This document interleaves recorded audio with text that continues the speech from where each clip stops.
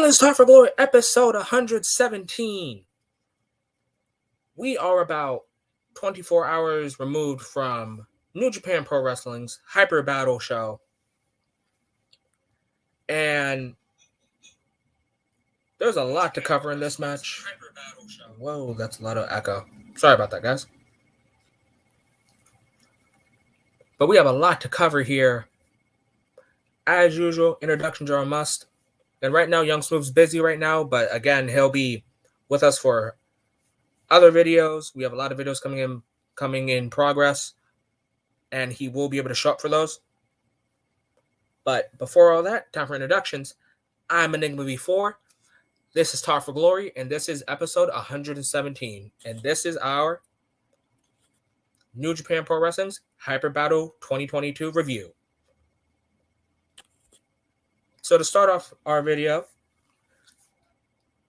let's talk about the 4v4 of God, Master Heater, and the ace of the universe, Hiroshi Tanahashi, versus Bullet Club's Bad Luck Fale, Gedo, Yujiro Takahashi, 1/3 of the Never Six-Man Tag Champs, and the Crown Jewel. Oh wait, one more nickname for Yujiro is the Tokyo Pimp. But in the Crown Jewel, Chase Owens. So again, it was hard for me to get into this match because it's hard for me to get into anything that involves Jado or Gedo. I think they're like within their like 50s or late 40s. Well, Jado's actually in better shape than Gedo, but honestly, it's just painful to watch them go at it. But Yujiro, since I guess being into House of Torture, he's just been making his own. He's been trying to build up relevance. Like, you guys can correct me on this if you guys feel different. I have not been invested into Yujiro until that same day he turned on Okada and he joined the Bullet Club and helping AJ Styles win the IWGP Heavyweight Championship. That was literally the only time I was like, oh, Yujiro's cool. Oh, and anytime he teamed with Ishimori. And anytime he has Peter with him.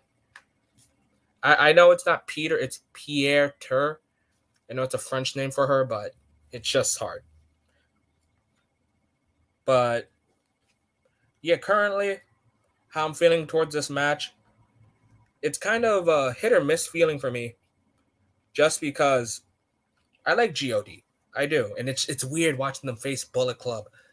But I like watching Tanahashi because, you know, it's the ace. It's Hiroshi Tanahashi. Who's going to, you know, shake their head in disappointment when we see the ace.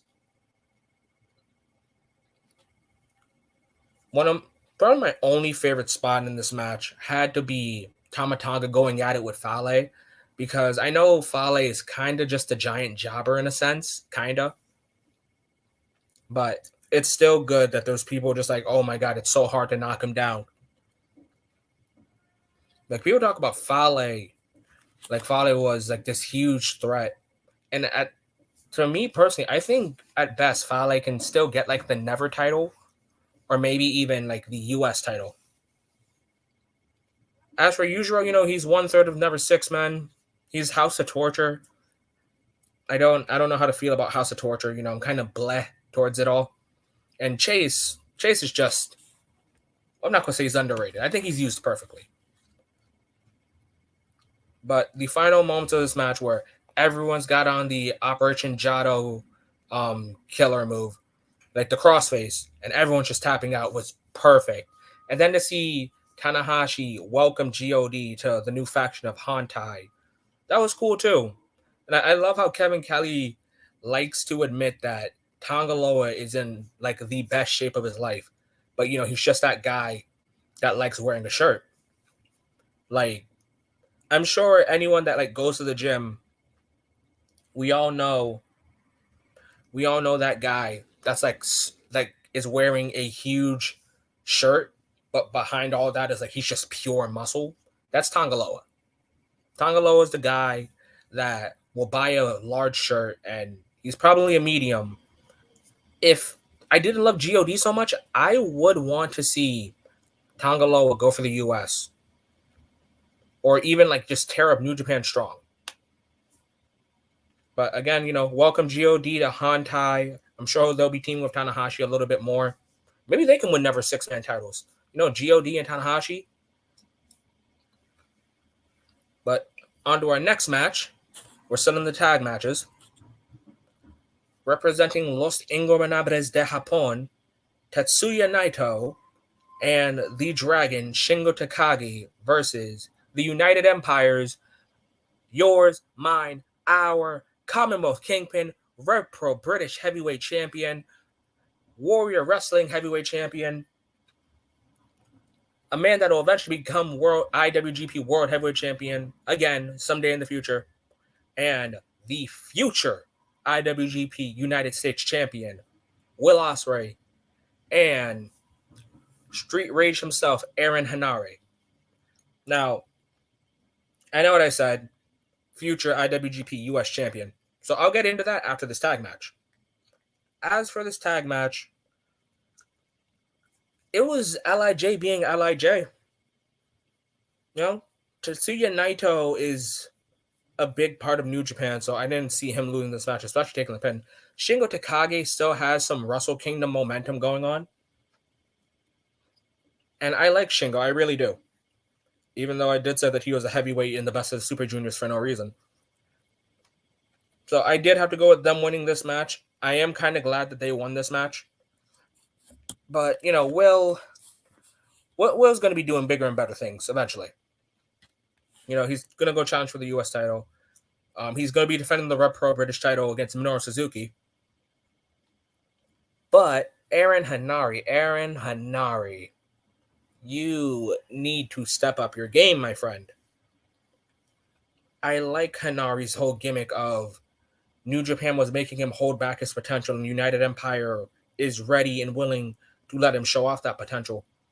And, this whole feud with LIJ just feel like it's been Henare saying, wow, Ospreay's just in the heavyweight division, tearing stuff up. Like, I need a heavyweight title. Great Okan, the hero, Great Okan, is either saving little girls from perverts or he's just doing those excellent Mongolian chops. And then Jeff Cobb is just giving everyone a nice little tour of the islands. Maybe a lot of people just need to go to Hawaii, but Aaron Henare needs to step up his game. I know I called him dead weight in my predictions video, which I'm hoping I'm wrong. I am hoping to see Aaron Henare win a title, even if he has to go to New Japan Strong and win a title over there. But, congrats on Tetsuya Naito and Shingo Takagi winning this tag match. And Shingo making his intentions clear that he wants a Rev Pro title match, a British heavyweight title match. And hey, Shingo, just listen to Ospreay. Come to England. I don't know if England has dragons, but make history. Go be the first dragon in England. Now, before I go on to the next match, for you guys that don't know, Sonata had to vacate the IWGP United States Championship due to an orbital bone broken by Will Ospreay. And on his way to vacating the title, which I thought this was going to be a stupid idea, he was going to vacate and give it back to Tanahashi. So thank God our Commonwealth Kingpin, Will Ospreay, comes out and just points out the flaws of New Japan, of them screwing him over with the IWGP World Heavyweight Championship last year. With the New Japan Cup, he didn't tap, and he's not getting the credit. I mean, Will Ospreay just beat the United States Champion. I think he's entitled to a title match. So, at whatever show it's called, I believe it's the Dontaku show, which pretty sure that's still sometime this month. In the Dontaku show, we'll be getting Will Ospreay versus Hiroshi Tanahashi for the vacated IWGP United States Championship. But we're getting into some championships.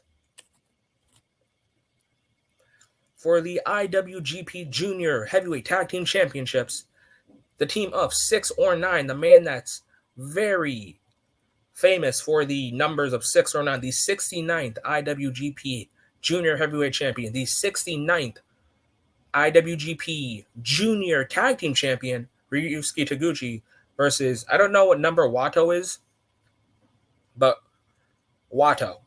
Again, guys, he has to earn that master for me. Versus Bullet Club's cutest tag team, ELP, the master of the super kick, El Phantasmo, and the Bone Soldier, the man that should have won the 2017 Best of the Super Juniors, Bone Soldier, Taiji Ishimori. This match was pretty much a Taguchi gimmick match. It was funny. It had its moments. Wato got his ass kicked. ELP is just being ELP with his light up jackets. Bone Soldier showing why he is the most fit guy in the ring. One of my favorite moves by the teams was ELP and Ishimori doing their little code breaker thing. Ishimori goes for a tombstone and then he turns it into a code breaker, double knees. Throws, I believe it was Wato, and ELP from almost across the ring just perfect splashes him. And honestly, that had me. I was like, that should be a tag finish. That would be awesome. And I know there's nothing in ELP's boot now, but can we check Ryusuke Taguchi's hip? That man is knocking some people out. I will say that the team of Ryusuke Taguchi and Wato is something I didn't think I needed to watch. I thought they were just filler.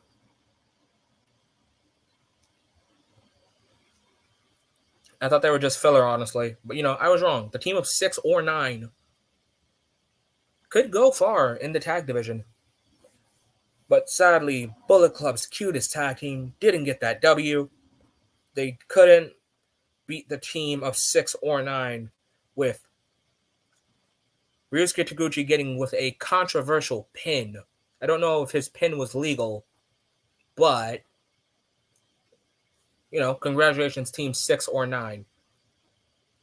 So for you guys that didn't know, the team of 6 or 9 aren't out of the woods yet.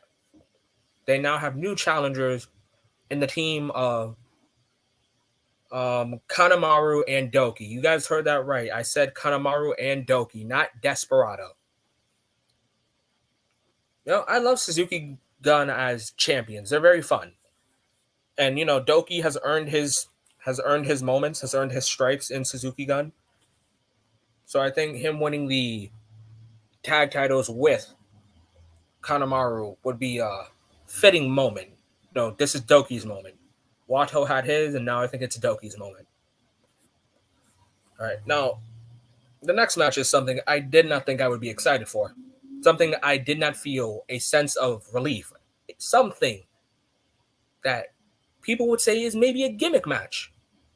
That match is, and I know what a lot of people are going to say, but this match is the man that probably should have gotten caught by the ref multiple times, the guy that makes monitors disappears.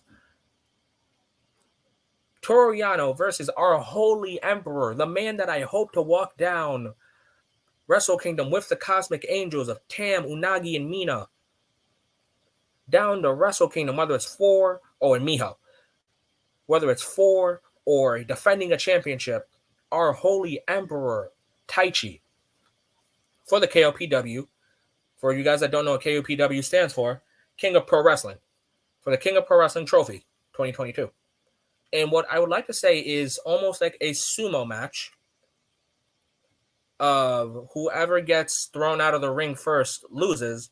What made this interesting was there was no ropes. So someone definitely was hitting that floor. There was no skinning the cat. There was no, only one foot touched. But I love how Taichi's into deep sumo lore. Like, the man came out in the robe. He had the whole pillow waiting and everything. Like, Taichi was ready for this. This wasn't a championship. This was a trophy, but this meant something to Taichi. And I loved everything about this. I loved the going shoulder to shoulder. I love the ref spot. Which the ref spot made me wonder, oh God, is Taichi gonna hit is Yano gonna hit the floor? The ref didn't see it. He's just gonna run back in and throw Taichi. I really hope not. But they kept fighting. They kept fighting even when the ref was down. And I was honestly glad that Taichi got this W. Just perfectly throwing Yano over him or through him. And then Yano's feet touched the floor. And I'm not going to lie, I never thought I would. But I actually popped for a KOPW trophy match. Once Yano's feet touched the floor, you can hear me in my room. Yes! Did not think that would be possible.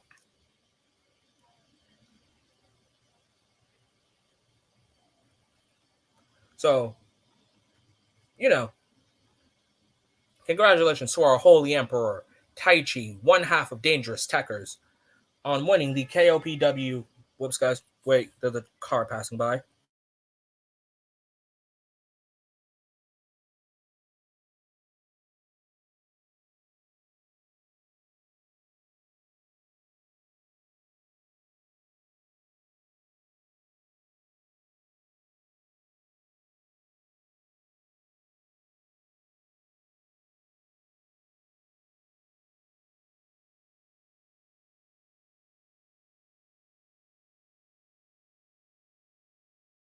Sorry about that, guys. That was a lot of traffic. But yeah, did not think I would be popping for a KOPW title match. So I'm happy our Holy Emperor Taichi, one half of Dangerous Techers, won.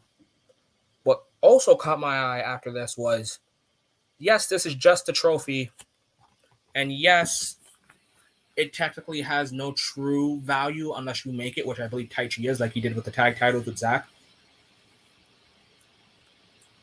Taichi, after this, challenges Shingo Takagi, a former Never champ, a former IWGP World Heavyweight Champion, or interim champion, to a match for the KOPW title. And, we've seen some wacky things. We've seen the KOPW title be defended in a put your opponent in a cage match, in a technical wrestling match, in a I quit match, in a bull rope match. But those are more like just gimmick based. It was more like, hey, because I'm within 5 to 7 feet of Yano, I'm going to try and get the KOPW title. Taichi and Shingo have not interacted much throughout 2022. So to see Taichi just go, hey, I want to challenge the Dragon. I want to challenge the guy that main evented Wrestle Kingdom Night 1.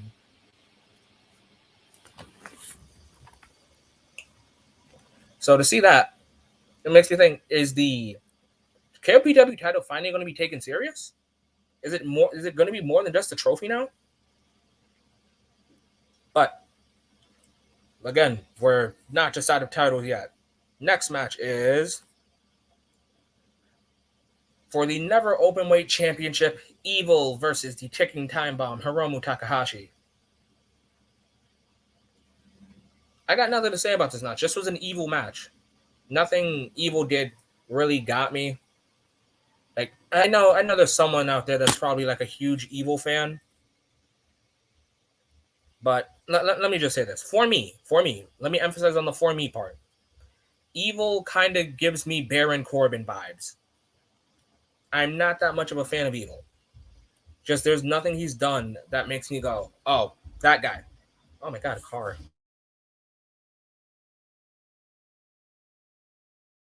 Sorry about that car passing and all. But yeah, just Baron Corbin vibes all around for Evil. He's like 5% better than Baron Corbin for me. This match had everything Evil normally does. His whole heel spots, his whole beating up outside the ring spots. But Hiromu just held his own. Like if this was anything, if I didn't know this was for the Never Openweight title match, I would have just been like, oh, this is a match where Hiromu has tested his endurance.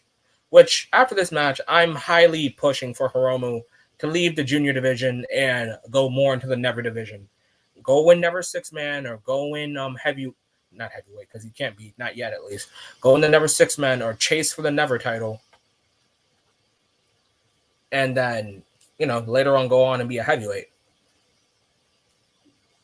But I will say, the final moments of this match where Hiromu gets hit with that everything is evil, he sold it like a god. As if that 3 to 4 inch fall was more than a 3 to 4 inch fall, as if he was falling through the ring, kind of sell. So, good on Hiromu for making Evil look good. As for who's next against Evil, I have no idea. But, maybe have more junior challenge for the Never title. After this match, Tanga came out, tried to beat up Evil. Then Yujiro came out. They beat up Tanga. Tanga Loa came out, hit Yujiro with ape shit. For you guys that don't know what ape shit is the Rikishi driver. And then Tanga gun stunned Evil. For you guys that don't know what the gun stun is, it's Diamond Cutter or just the RKO.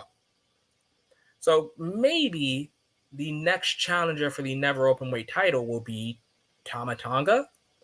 A lot of people have been pushing for him to be a singles champion while remaining in GOD.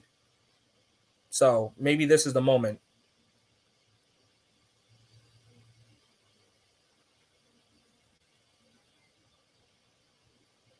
All right. Now we're going to go back right into tag action for the IWGP Tag Team Championships. And my apologies for the predictions video where I botched thinking it was Fisherman. No, it was Bishamon the whole time. So my apologies for that botch.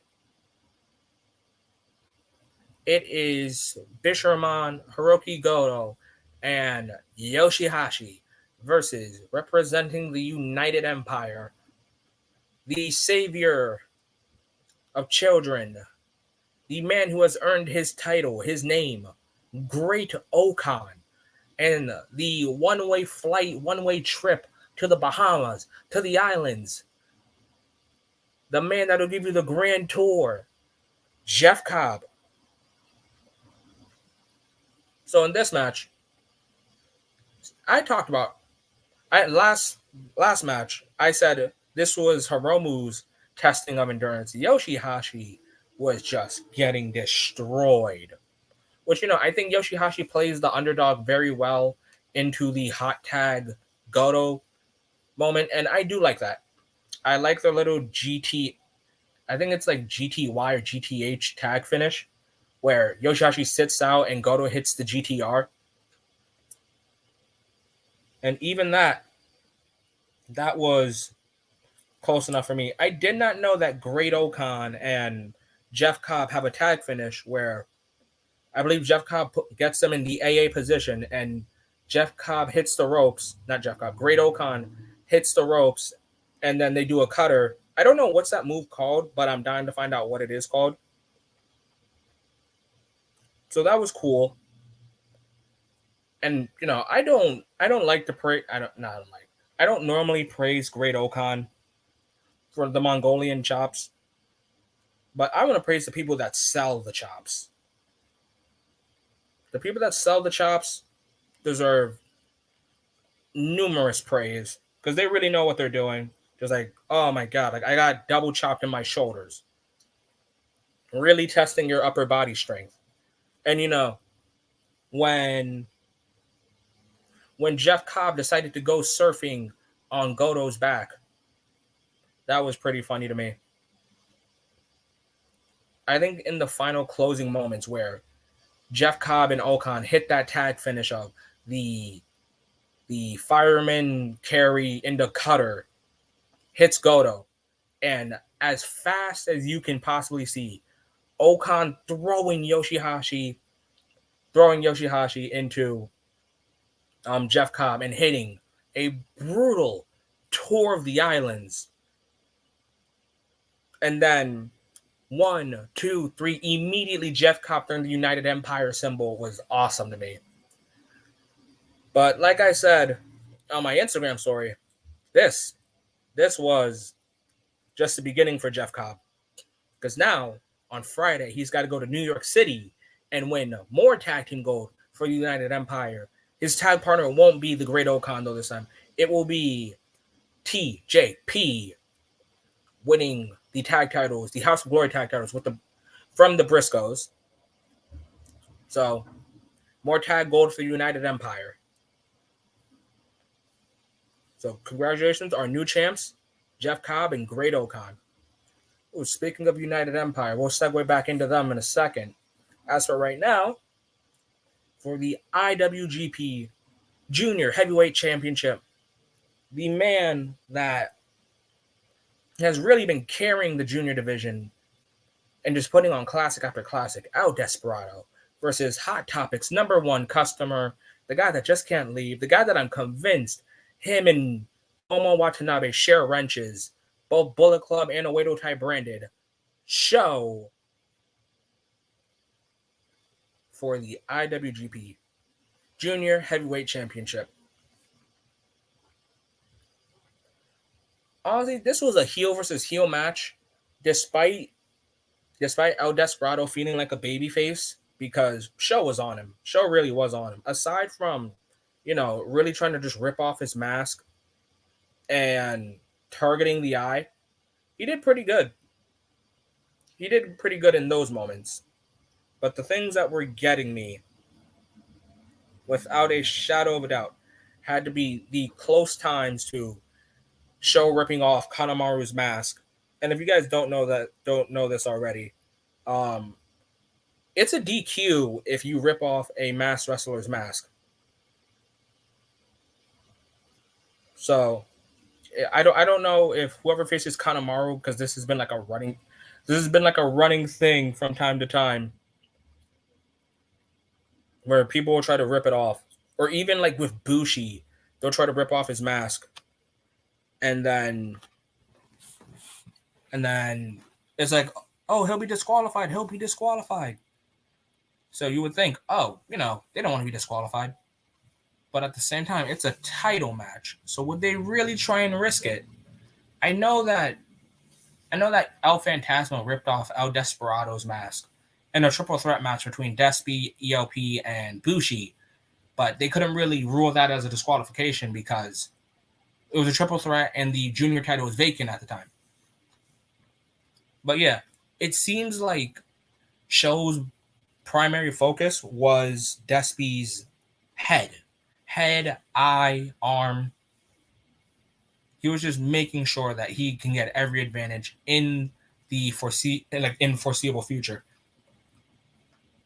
One of my favorite spots was Show actually going for the wrench, which I thought was funny. It was behind his never 6-man title. It made me think, oh, he's just going to hit him with his title. That's perfectly fine. And then he pulled out his wrench. And I believe the ref saw, or he didn't, and he just Despi blocked it, or he dodged it.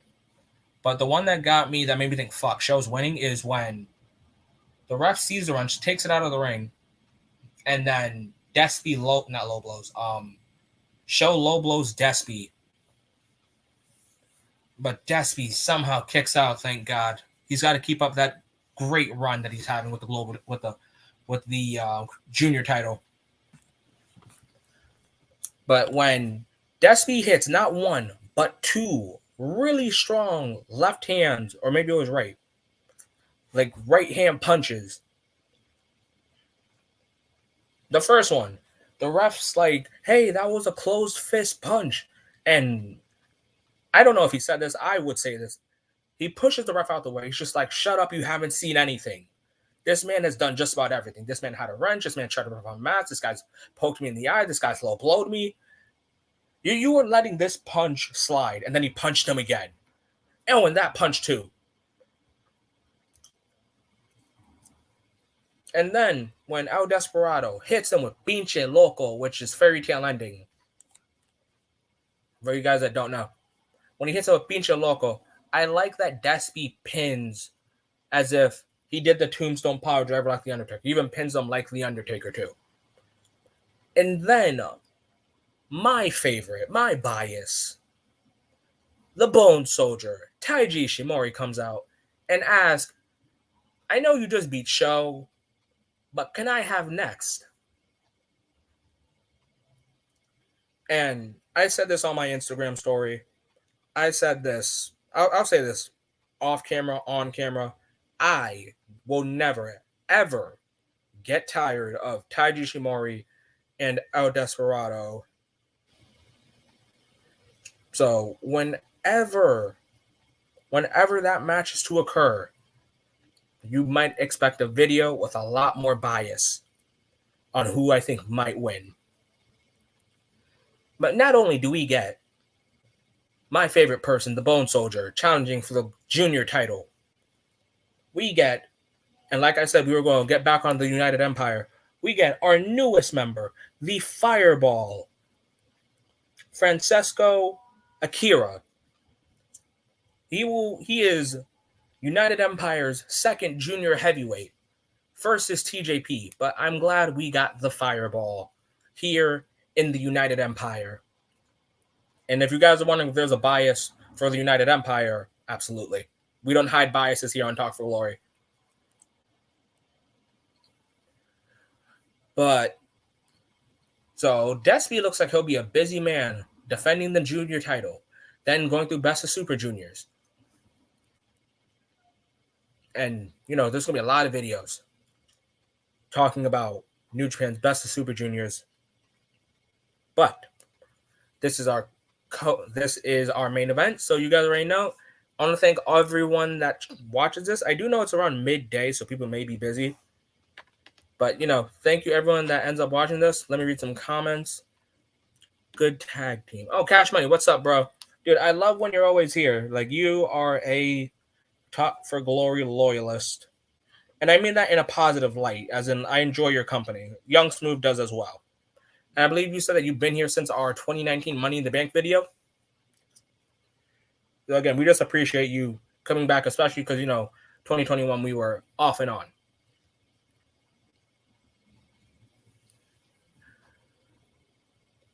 The first time for everything. Yeah, I know. First time, I popped for a KOPW title match or trophy match. Never title for Tama. You know what? Never title for Tama, Cash Money. But just in case, I gotta say it. I understand that this is, I believe, like my second or third video back to back by myself.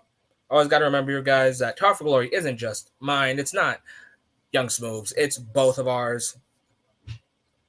And we aren't just covering the basics of AEW and WWE. We cover everything here, guys. Talk for Glory talks about all wrestling. So if you guys haven't already, you guys can drop a like, drop a sub.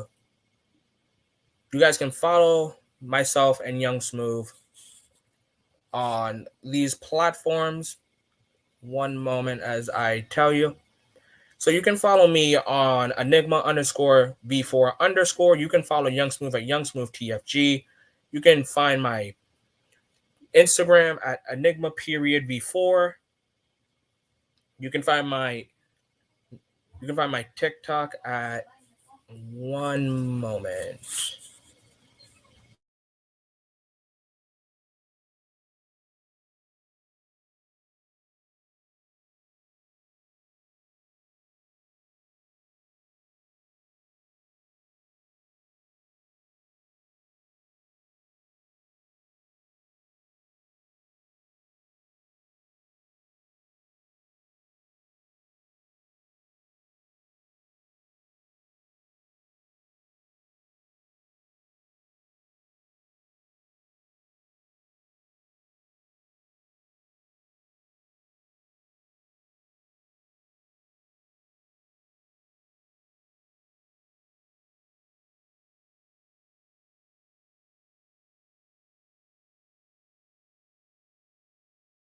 Sorry about that, guys. There was a lot of traffic swinging through. But, yeah. I'll have to restart because I've lost my train of thought. So you guys can follow me on my Twitter at Enigma_V4_. You guys can follow Young Smooth at YoungSmoothTFG. You can follow me on my Instagram at Enigma_V4. You can also join our Discord. It's always going to be linked down below. You guys can follow me on TikTok. It's Enigma_V4. There's always going to be things that you guys can follow us on. You can always communicate with us. Let us know what's hot in the wrestling world. And, we may just cover it. Let's take a look at it and we might just cover it. But it's time for the main event, guys. It's time for the main event. And that is... One moment. The IWGP World Heavyweight Championship match of the defending champion, the Rainmaker, Kazuchika Okada, versus Absolute Techers, the man that is supposed to save us from warm beer, the savior of the tag division, one half of Dangerous Techers, Zack Sabre Jr., the greatest technical wrestler out there. I've already said it once, I'll say it again. I think he's better than Daniel Bryan or Bryan Danielson. This match, one moment.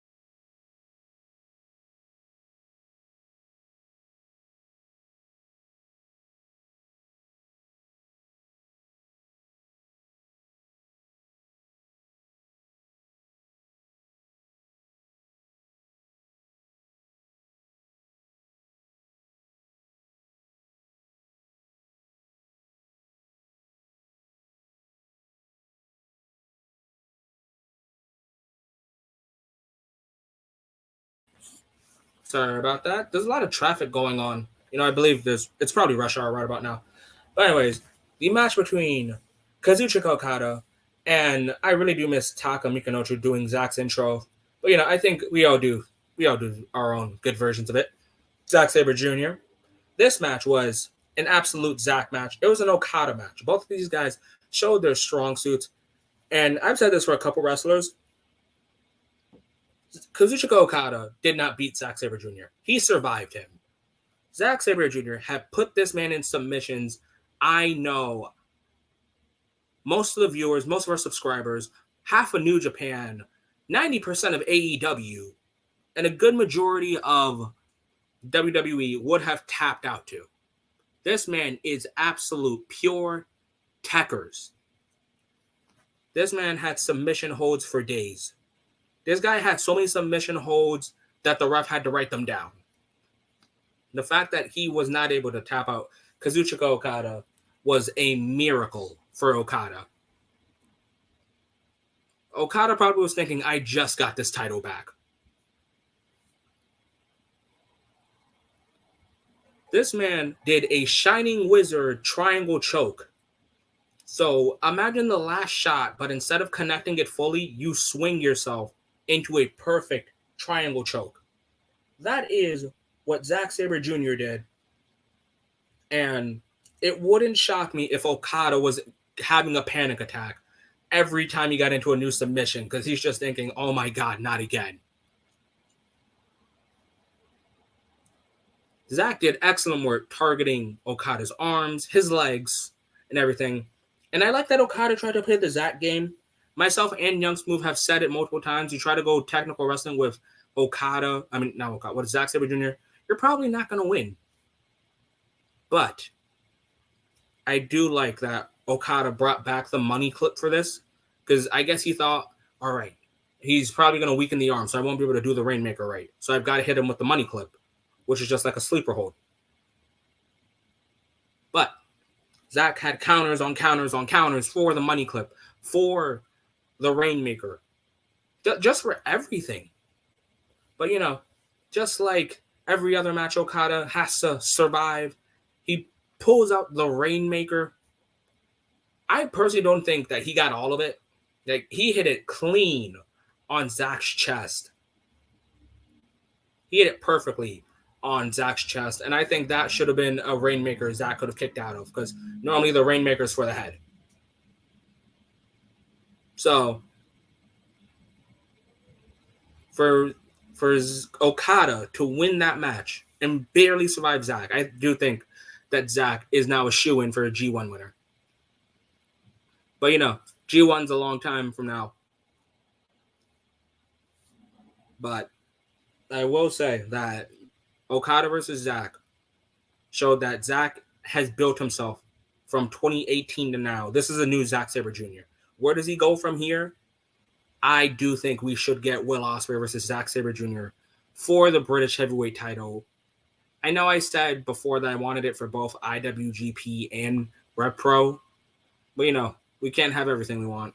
So after Will Ospreay deals with Shingo, I do think we should get Zack versus Will.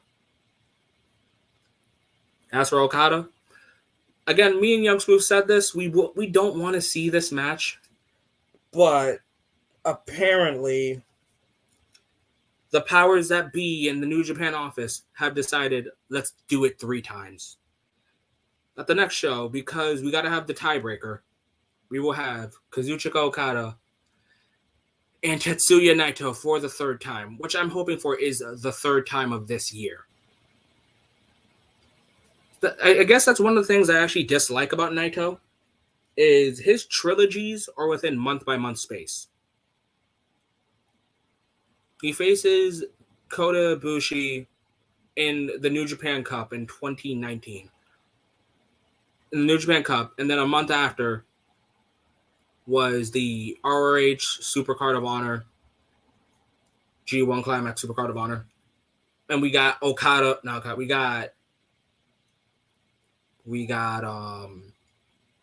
Ibushi versus Naito in the Garden, which was cool. And then the month after, we got Ibushi versus Naito, the rematch. And again, this was like within 3 months, I believe, of a difference between each match.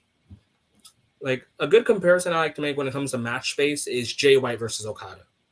We got Jay White versus Okada part 1 in the G1, so in July. Then we got part 2 in January. And then we got part 3 in April. Naito's just rapid firing like his rematches. How do I feel about that match? Honestly, I think Naito's kind of drawing me out when it comes to, his matches. I'm actually looking forward to eventually a Naito versus Shingo match. I don't think we've gotten enough of that. So seeing 2 of those, that sounds pretty cool. But as for Okada, hopefully he gets something better after Naito. But, guys, I want to thank everyone that came through. Cash Money, always appreciate you. This was our NJPW Hyper Battle 2022 review. Just so you guys can remember where you can find us. You guys can find us on Young Smooth TFG, Enigma _V4 _. Mind you guys, that's on Twitter. You can find us. On my Instagram, you can find me at Enigma. You guys can just type in Enigma V4 and I should be able to show up on your Instagrams. TikToks, Enigma _V4. Again, join the Discord, guys. If you guys haven't already, go join the Discord. Be a part of Talk for Glory. Who knows? You may even be a guest. And I know it's only April, guys, but don't worry. Talk for Glory will be having some guests. We had one for WrestleMania. Thank you, BMO. Shout out, BMO. But we'll be having a lot more guests. Young Smooth will be here for more videos. Remember, guys, Talk for Glory isn't just mine. It's not just his. It's both of ours. Talk for Glory talks about everything. I hope everyone has a great rest of the day. Stay safe. And have a great day.